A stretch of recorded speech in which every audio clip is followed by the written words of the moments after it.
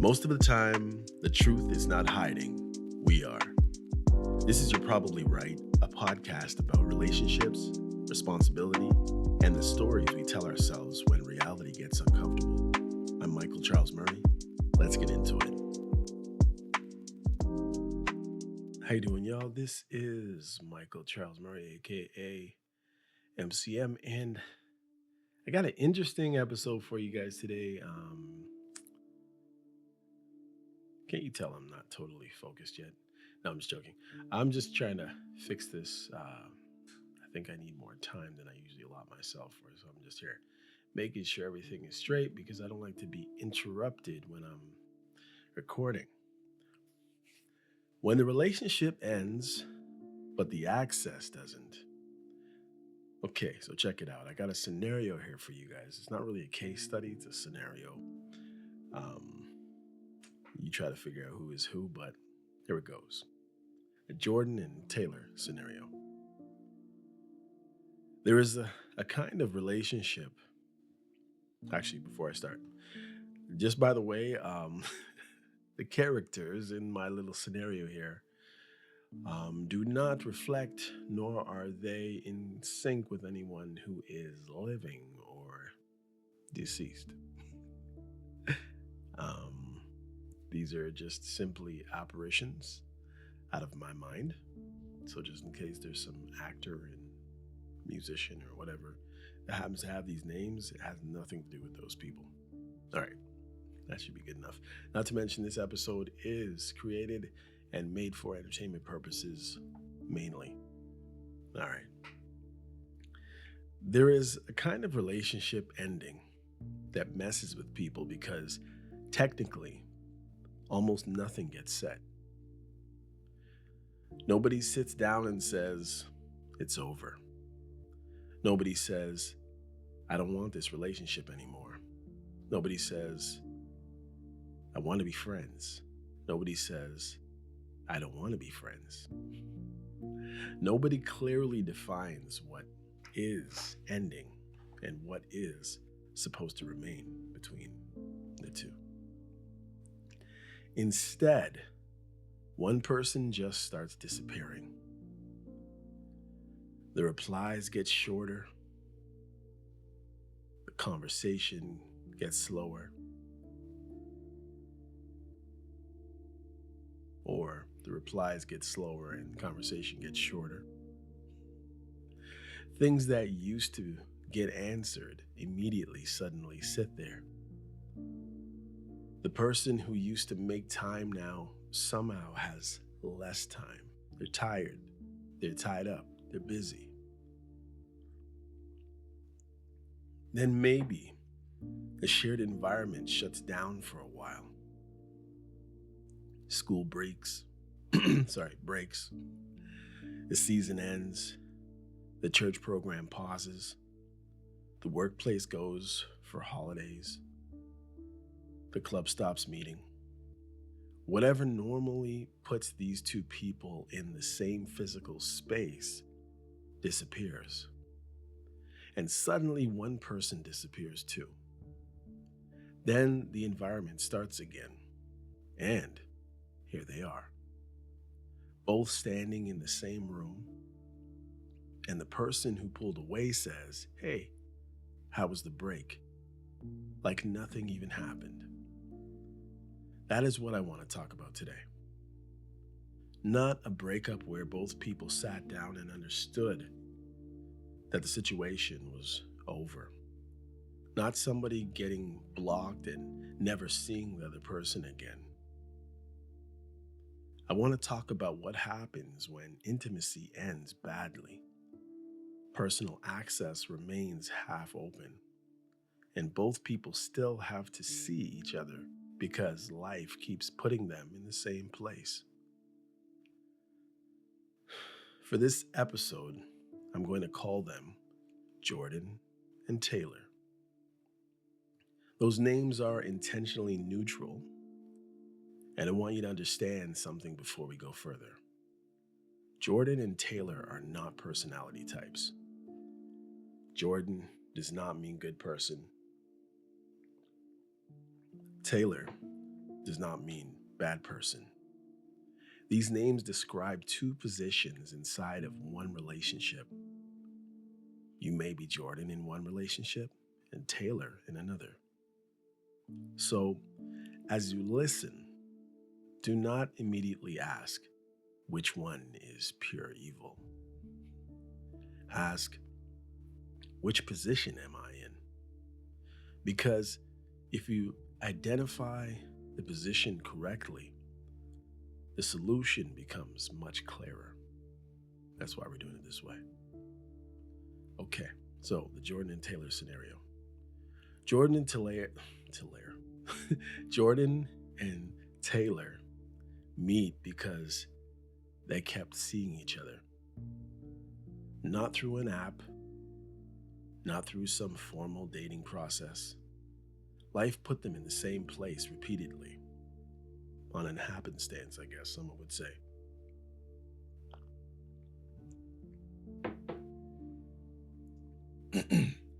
That place could be a workplace, a school, a church, sports team, club, a volunteer organization, a community group.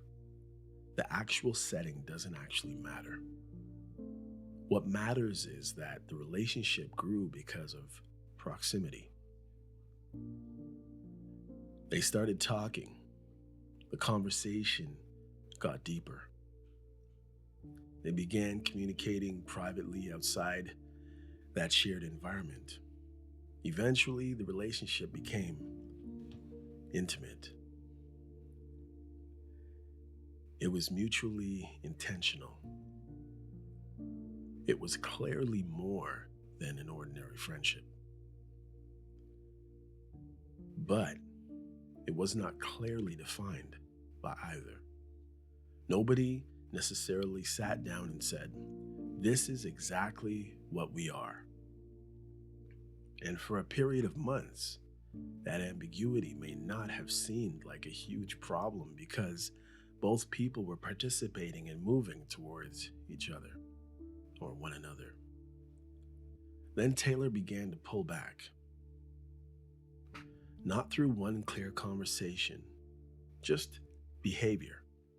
And someone might say, well, just is not the right word to put before behavior. I would say you're right.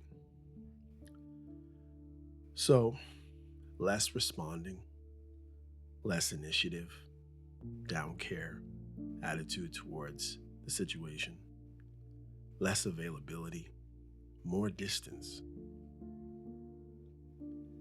And when the shared environment temporarily stopped putting Jordan and Taylor together, Taylor did not make an effort or much effort to maintain the relationship.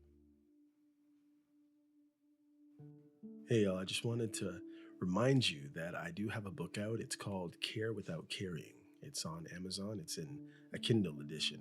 Check it out, okay? All right. So guys, let me get back to this little soliloquy. Soliloquy. It's a funny word. Anyway. And when the shared environment temporarily stopped putting Jordan and Taylor together, Taylor did not make much effort to maintain the relationship. Okay, as I said. But when proximity returned, something strange happened. Taylor did not completely disappear, as you would have thought, I guess. Taylor did not, well, she didn't, I won't say that. Taylor might still talk about personal problems. Taylor might still talk about family. Taylor might ask Jordan questions. Taylor might still behave familiarly. It's a tongue twister for me for some reason. Taylor might sometimes use physical closeness that belonged to the old relationship. Taylor might still act warm in the group or in a group.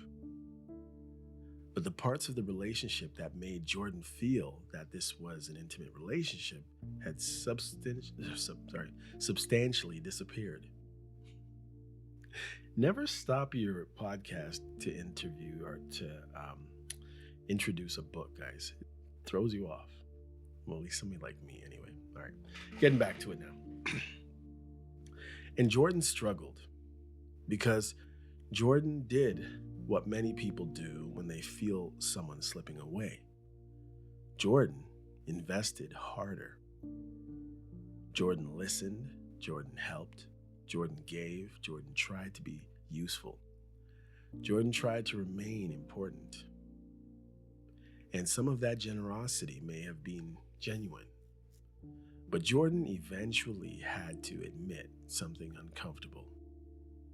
When Jordan said, "There's no strings attached," there may have been some strings. Not, "I gave you something, therefore you owe me intimacy." That's not the point. The string may have been, "I hope this reminds you of me and that makes me matter to you in some way. I hope this keeps us close. I hope you see me as somebody special. I hope this keeps my place in your life." It doesn't make Jordan evil, maybe foolish. You see, gifts and help does not create attraction. Somebody tell that to Jordan. You see, it makes Jordan human. That's what it does. But it also means that Jordan has responsibility here. Jordan kept investing in a relationship that had already become unequal.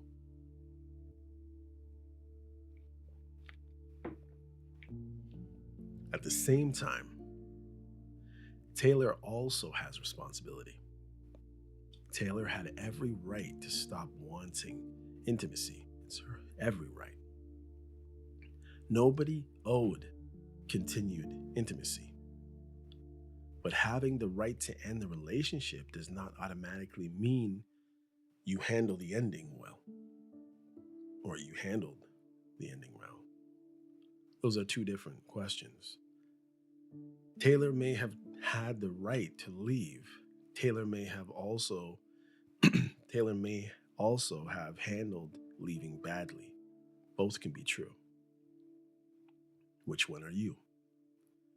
If you are listening and thinking, "I need to know whether I'm Jordan or Taylor," here is the simplest way I can explain it.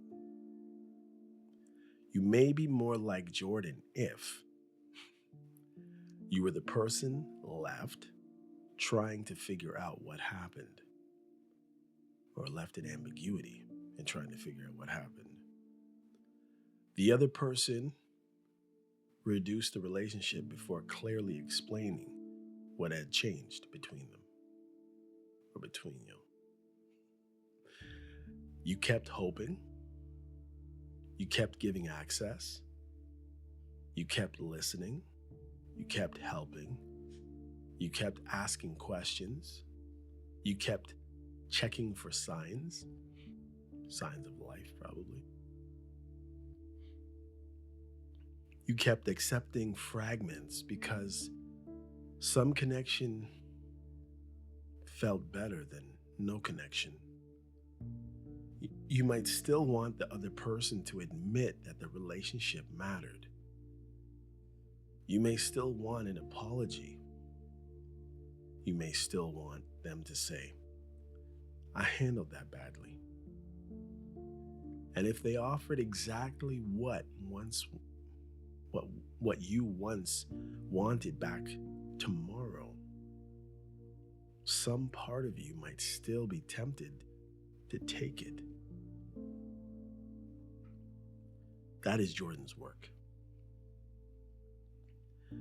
You might be Taylor if you were the person who wanted less. You cared less.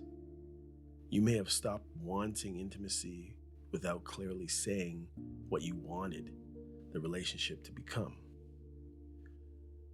You may still feel comfortable talking to the other person about your life. You may still ask them personal questions.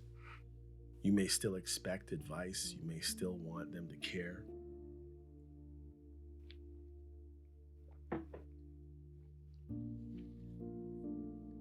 You may still want them You may still touch them in a familiar way. You may still think, we can still be friends. And you may be surprised when the other person says, nah, I don't want that. That is Taylor's work. And here is something Taylor-like listeners need to hear clearly. You are allowed to stop wanting intimacy, but you are not entitled to decide what the other person must be willing to be comfortable with afterwards. You can say, I don't want this intimate relationship anymore. Jordan can say, okay, I don't want friendship. Both people get a vote. The real problem is access. This is where I think people get confused. They think the question is, should Jordan be nice to Taylor? That's too vague. He should be nice to everybody. The better question is, what kind of access is Taylor asking for? Well, that gives us 3 doors. So check it out. Door 1, environment access. Open. This is whatever Jordan and Taylor genuinely need to do because they are both part of the same environment. If they need to complete something together, they can complete it. If Taylor needs information, Jordan has. If Taylor needs information that Jordan has, Jordan gives the information. If Jordan needs information Taylor has, Jordan asks. If they are part of the same group conversation, Jordan does not need to create a scene. Example, what time are we starting? Did the schedule change? Who is responsible for this part? Can you send me that information? Are we meeting in the same room? That is shared environment access. Jordan's principle is, I will not make our personal history interfere with what we are both here to do. That's maturity. Door 2, ordinary courtesy. Also open, but bounded, of course. Morning, hey, thanks, congratulations, take care. Taylor says something funny in the group. Jordan laughs simply because it was funny. That does not mean friendship is restored, everyone. Taylor walks into the room and says, hello. Jordan says, hello. That does not mean the personal door reopened. Taylor accomplishes something and Jordan says, congratulations. That does not mean Jordan is back in Taylor's life. This distinction matters because Jordan may be afraid that any warmth means weakness. It does not. You can be decent without being available. Let me say that again. You can be decent to somebody without continuing to be available to them. And door 3, personal access, closed. With this is where Jordan's biggest mistake used to happen. Personal disclosure. Family problems. Who are you seeing? Who they are seeing? Detailed stories about their home life. Emotional unloading. Money, gifts, special favors, private texting, private one-on-one time. Physical familiarity, intimate behavior,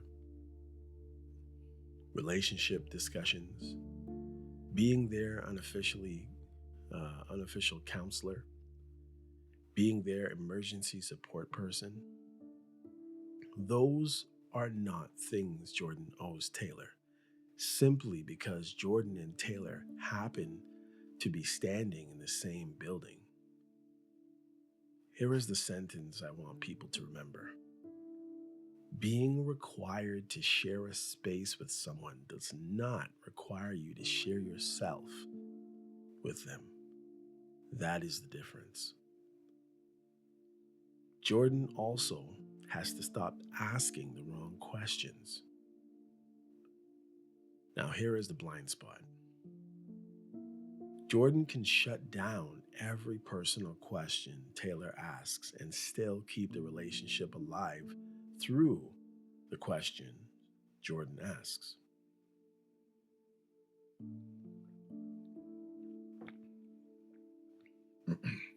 So Jordan needs an access test. Before Jordan asks something, Jordan should ask, does this help us do what we are both here to do? Or does this reopen the personal access? That changes things. Jordan asks, what time does this start? Jordan probably should stop asking, how was your weekend? Jordan can ask, did you get the information? Jordan should probably stop asking, how are things at home? Jordan can ask, who is handling that? Jordan should stop asking, how are the kids? Jordan can ask, are we supposed to bring this? Jordan should stop asking, are you seeing somebody? Now, somebody might say, or may say, come on, asking how somebody's weekend was is normal. Yes, with most people. But if Jordan already knows that how was your weekend opens a 40-minute door into Taylor's personal life, Jordan does not have to open it. That is not cruelty. That is just knowing the pattern between you two.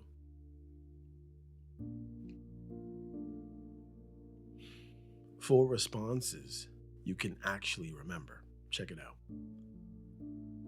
I do not want to give you 15 scripts. You will forget 15 scripts. I'll give you 4. If you're Jordan, you could probably memorize these, right? All right, here we go. Number 1, when Taylor asks about your private life, I'm keeping the personal stuff private these days.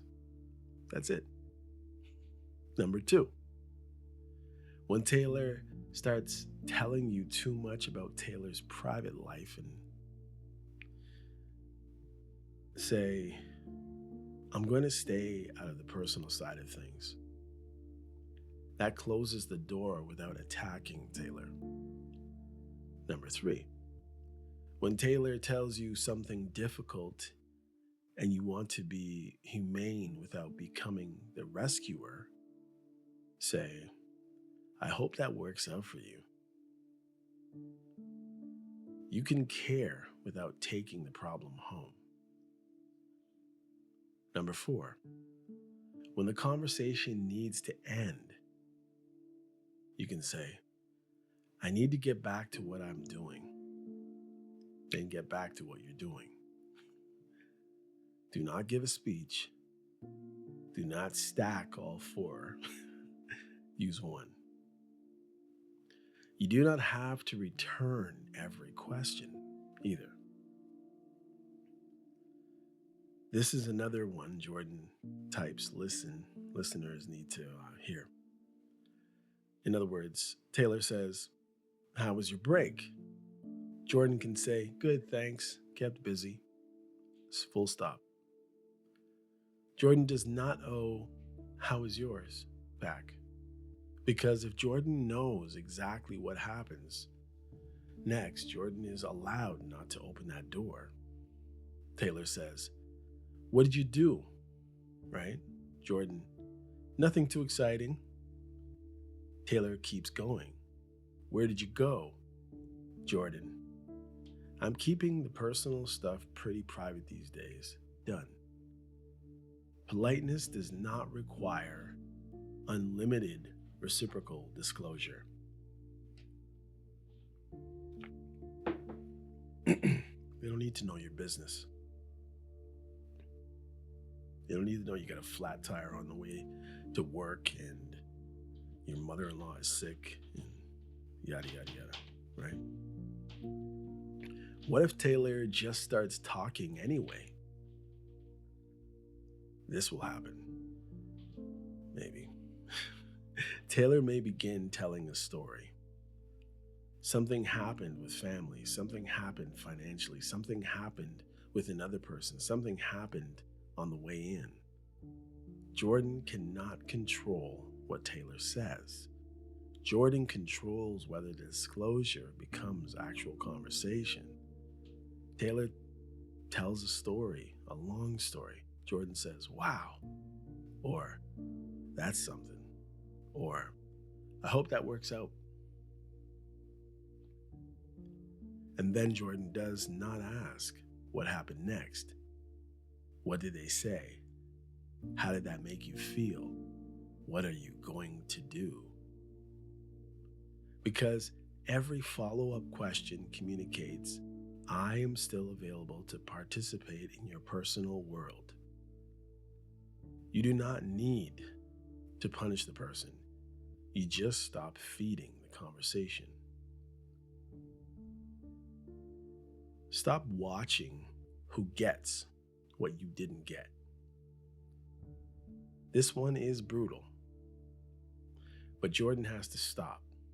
Who Taylor eats with, who Taylor calls, who Taylor spends, they get a break or something, and who Taylor spends it with, who Taylor's attention or gets Taylor's attention, who gets more of a conversation, who gets more care, who gets less, who Taylor laughs with, who Taylor is comfortable around, who gets invited somewhere Jordan never got invited to, who Taylor treats in a way Jordan wishes Taylor had treated Jordan.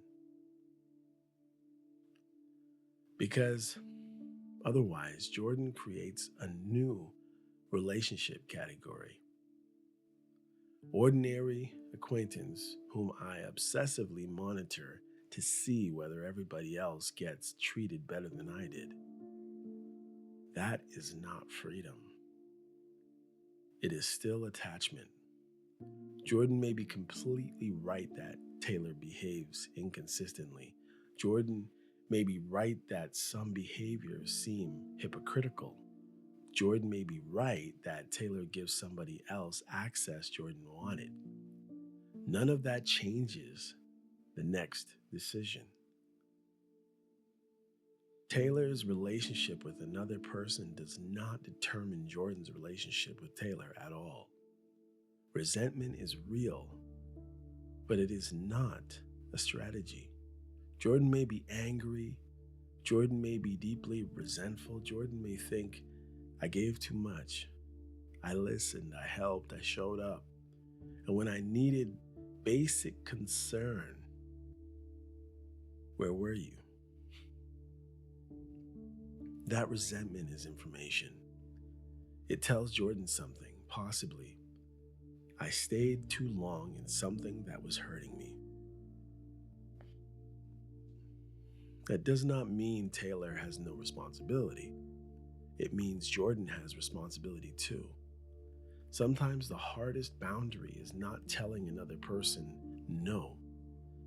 Sometimes it is admitting how many times you said yes because you hoped the old relationship would just magically come back. That hurts. But it also gives Jordan power. Because if Jordan participates in keeping this alive, Jordan can stop participating. What if Taylor suddenly offers intimacy again? Now, we get to the moment that can destroy everything. Imagine Jordan has spent a year wanting something back, thinking about it, missing it, wondering whether the door is completely closed. Happens all the time. And one day, Taylor becomes familiar again. Taylor gets physically close. Taylor becomes suggestive. Taylor initiates intimate contact. Taylor offers the exact thing Jordan used to desperately want to restore. What does Jordan do? If Jordan has truly decided Taylor is now an ordinary shared environment acquaintance, the answer has to be unequivocally no. Not because Taylor was bad, not because intimacy is bad, of course outside of marriage it is, not because Jordan wants Taylor to feel rejection, because saying yes would recreate the exact situation Jordan claims to want out of. Think about it. Jordan would be saying no friendship, no personal conversation, no emotional support, no private access, but yes to intimacy whenever Taylor decides to switch that part back on. That is not a boundary. That is waiting. The response can be simple. No, I'm not doing that anymore. Or, I don't want to get back into that. Or, I don't want to go back there. Taylor asks, why? Answer, because that doesn't work for me anymore. Done. And here is the deeper rule. Do not make relationship decisions in the moment of returned intimacy.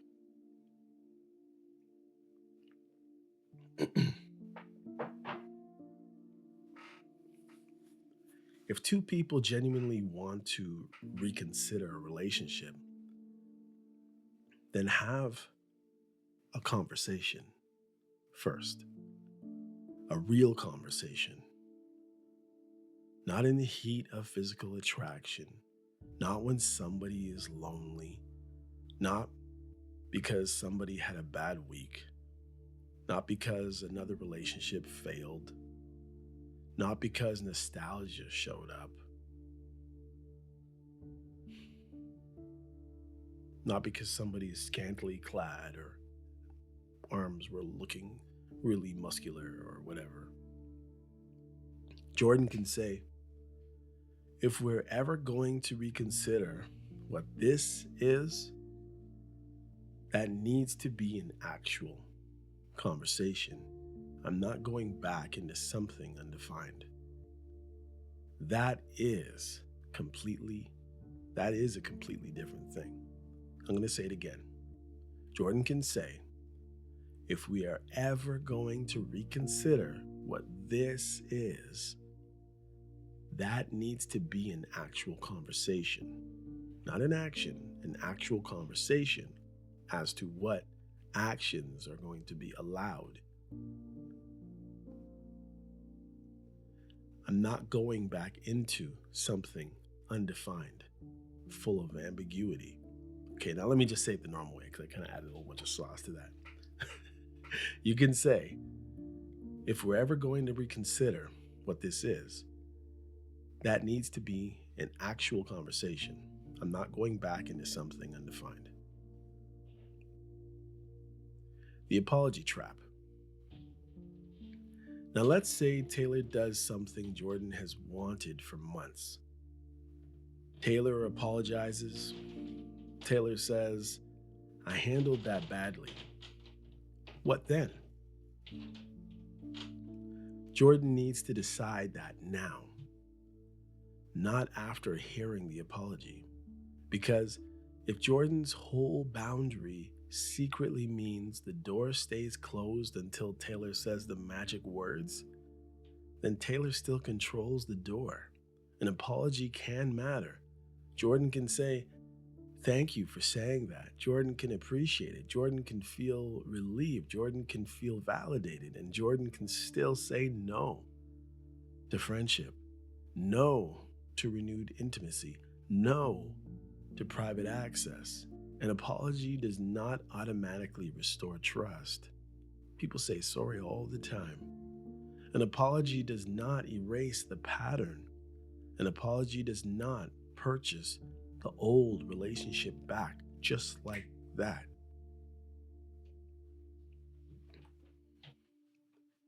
The crisis exception. Here we go. This one may be even harder for Jordan. Taylor is struggling. Taylor is crying. Taylor has a family issue, money trouble, conflict, fear, loss, some crisis. Jordan knows how to help.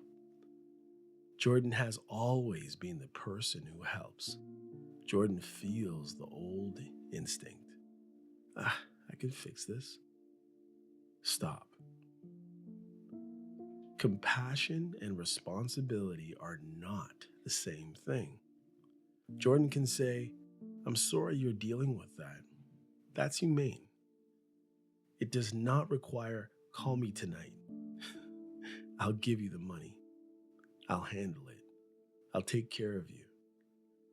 The boundary cannot become no personal access unless Taylor is suffering enough. Otherwise, crisis becomes the key that opens the door. Gifts, money, and favors.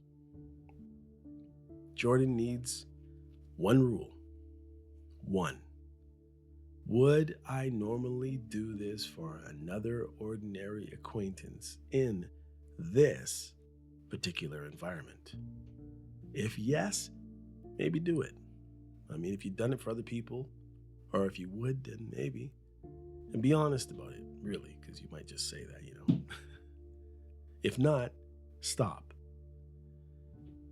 That means substantial gifts, probably stop. Financial access or assistance, stop. Special rescue missions, stop. Personal errands, stop. Major favors, stop. Not because Taylor doesn't deserve anything.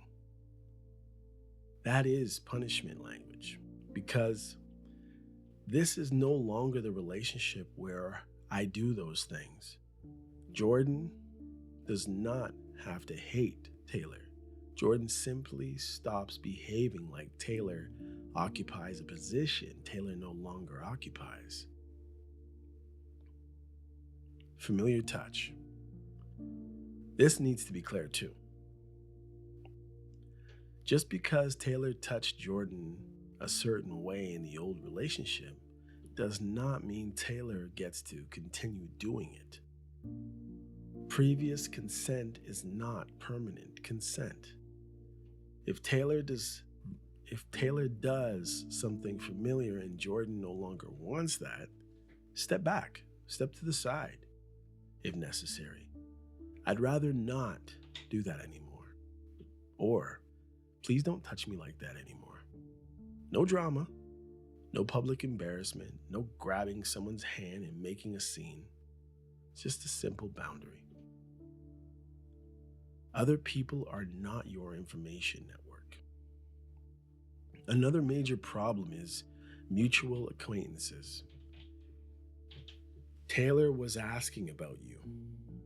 Taylor said something about you. Guess who Taylor was with? Taylor looked upset. Taylor mentioned your name. Jordan needs to shut that down too. A good response? I'd rather not get updates about Taylor's personal life, thanks.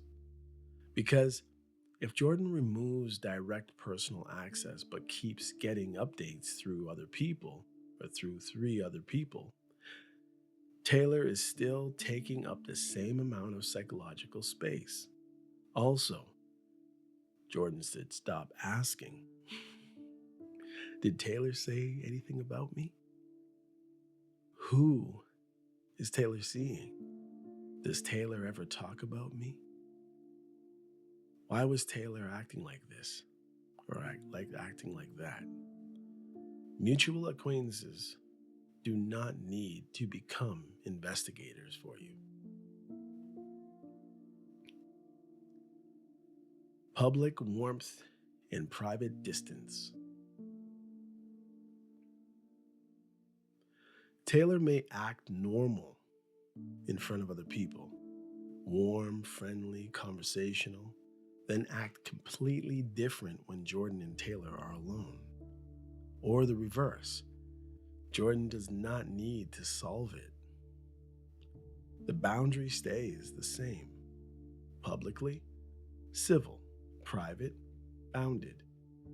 Do not keep up appearances by pretending you are friends. Just behave appropriately. There is a difference. When do you finally say, please don't talk to me anymore? Period. This should not be the first move unless something serious has already happened. There are levels, remember that. Level 1, personal access closed. I'm keeping things less personal now. If Taylor respects it, stop there.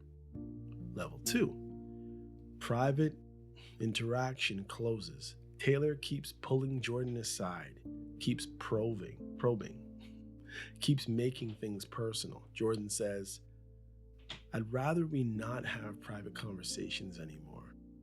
If it is something connected to what we are both here for, then fine. Now Jordan may also choose more distance where reasonable. Sit somewhere else.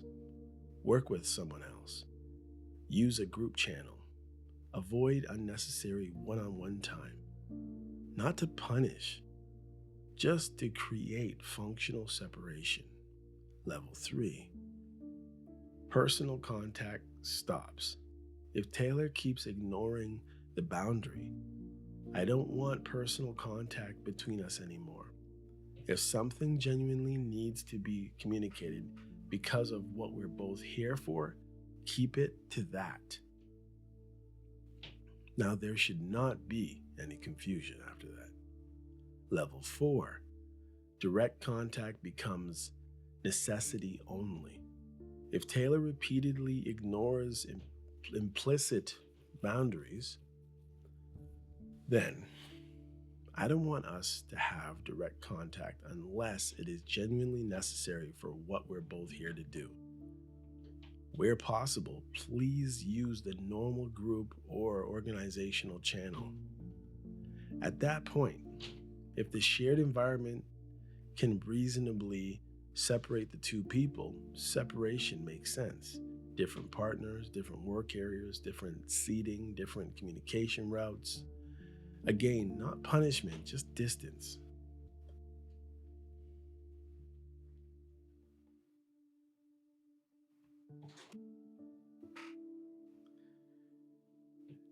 And if somebody repeatedly ignores implicit limits, keeps touching when told not to, keeps contacting after being told to stop, or starts interfering with the shared environment, then this is no longer just an awkward relationship issue. That may require leadership, administration, HR, supervisors, church leadership, team leadership, safeguarding, or whatever structure exists in that environment.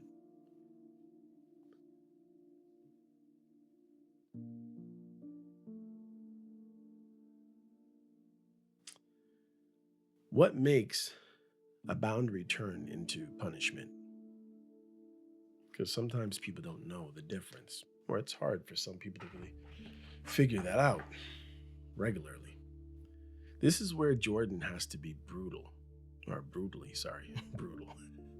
No brutality. This is where Jordan has to be brutally self-aware. Ignoring Taylor, theoretically, talking warmly to everyone except Taylor, So Taylor notices without holding information, or sorry, withholding information Taylor requires genuinely or genuinely needs,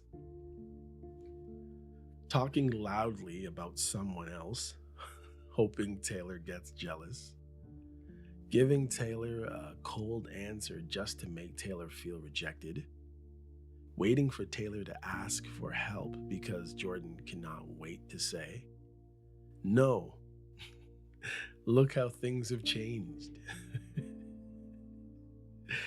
Posting something online hoping Taylor sees it, watching Taylor's face to see whether Taylor notices. Those things are not about Jordan's participation anymore. They are about Taylor's experience. That is different. Now, if you're Jordan, here is your work. Lots of work. Stop trying to prove that you mattered. You might not have. Just being honest. Stop giving access because you hope the old relationship comes back, because it might not. Stop asking questions whose real purpose is information, because you might not get any. Stop monitoring who gets what you wanted, because that might be everybody. Stop rescuing, because somebody else can do it.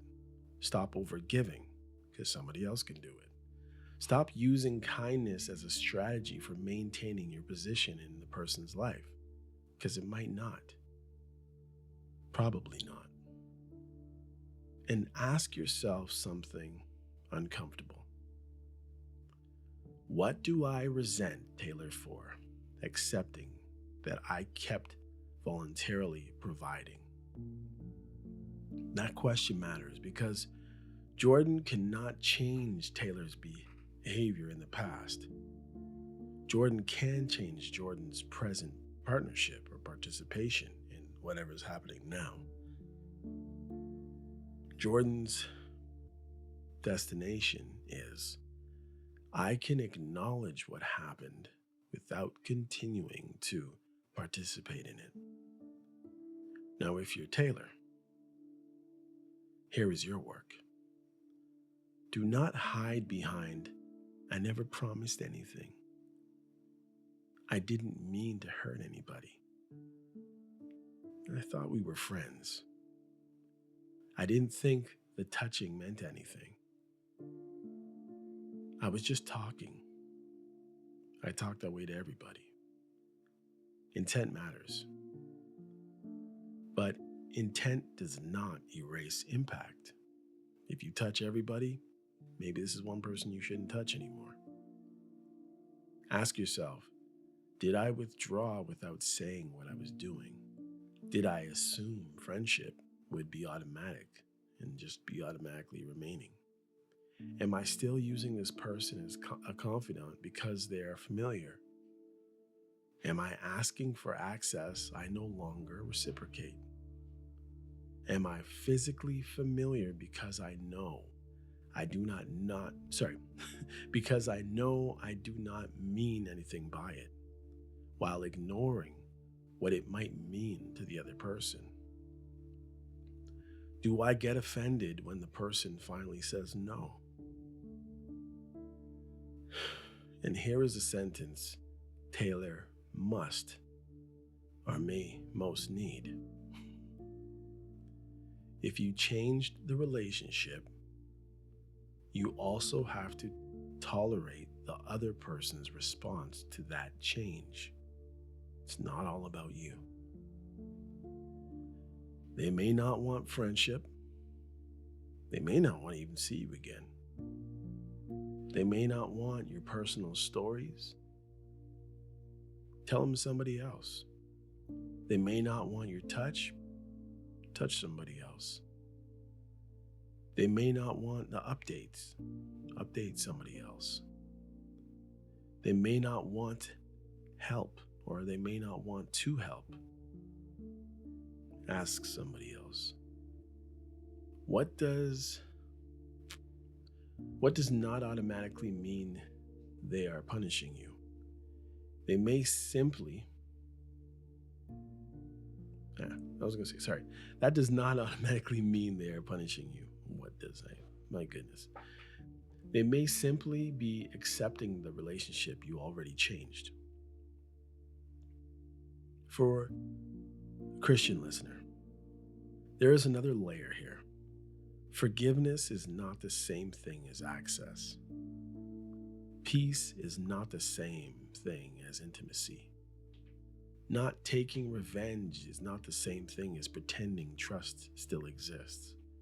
Jordan can forgive Taylor and still decide, I do not want this person in my personal life. Jordan can refuse vengeance and still say, no gifts, no private conversations, no familiar touch, no intimacy, no emotional caretaking, no contradiction. The supplied research connects this to Romans 12, especially the instruction to avoid personal vengeance and, as far as possible, live in peace with others. It does not require unlimited relational access. So remember, forgiveness. I'm not trying to make you pay. Peace. I will not create unnecessary conflict. Accountability. I am still allowed to say something was handled badly. Trust. I do not have to pretend it exists. Reconciliation. That requires more than one person wanting selected pieces of the relationship. Boundary. I have no idea why somebody's walking over my head. Sorry, guys. That requires more than one person wanting selected piece of the old relationship. Boundary. I decide what I participate in. And the final test. Hopefully you'll be able to hear it. So many other places this person could be walking. Sometimes you think people are doing things on purpose, but whatever. Here we go. Creaks and cracks and all. I want to leave Jordan type listeners with one question. Would you make exactly the same decision if you knew Taylor would never regret anything? Never miss you, never apologize, never become jealous, never understand why you changed, never realize what was lost, never come back, never even notice that you removed access? Would you still make the same decision? If the answer was never. If yes, you were probably getting closer to a real boundary. If no, then some part of you may still be trying to create an experience inside Taylor. Maybe guilt, maybe regret, maybe jealousy, maybe recognition, maybe pain. That doesn't make you necessarily evil. It just means you are not finished separating yet. And for some of us, it takes a lot longer than others, because the final goal is not Taylor finally gets the message. The final goal is Taylor's reaction no longer determines what I participate in. Taylor is not your enemy. Taylor is not your friend. Taylor is not your confidant. Taylor is not someone you have to punish. Taylor is not someone you have to educate. Taylor is not someone you have to convince. Taylor is not someone you have to monitor. Taylor is not someone you have to pretend never mattered. Taylor is simply someone who once mattered deeply and who is now receives only the level of access you have deliberately chosen to give an ordinary shared environment acquaintance. And maybe that is what closure looks like when the other person never properly gave you any. Not getting them to explain, not getting them to apologize, not getting them to understand, not getting them to hurt, just finally deciding you are responsible for whatever you think, feel, learn, regret, or do next. I am responsible for what I participate in, and then living like you mean it. All right, guys, that's it for today. Thank you for hanging out with me. I'm going to ask that you follow the show, message or email if you have something to say about any of these shows or anything that I've said. The email is yprpodcast@gmail.com. For those of you in either situation, you just have to be conscious of what other people go through. Life, for most of us, is a long time. And there's a lot of different interactions we have. There's a lot of different situations and issues and problems and victories and losses and abuses and and a whole bunch of other different things that we go through and participate in that makes the who we are right now become who we are right now. So be careful when judging. Be careful when qualifying or disqualifying. And I would say, honestly, you could probably take this whole podcast and pick it up and throw it in the garbage if you just pick up the Bible and read what the word says. And I would say best thing is to attend a Bible-believing church that exposits the Word of God and allows the Word to help you understand the Word. A lot of the time, people go to churches that a minister or a person will just have a motive or have a story or they'll have something that they're trying to bolster, some message they're trying to get through to people, where they should be preaching the message that God has put in the book so that it speaks to our heart and that it explains itself. Be careful when people explain or when people supposedly preach and they do a lot more of reciting poems and talking about what people say more than what the Word of God says. Be careful. Anyhow, until next time, y'all, I am MCM, and this is You're Probably Right. Take care. See y'all.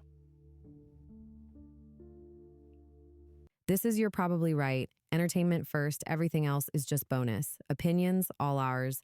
Sometimes backed by research, but never the final word. There are always exceptions, so take it with a grain of salt and a slight dusting of chili powder.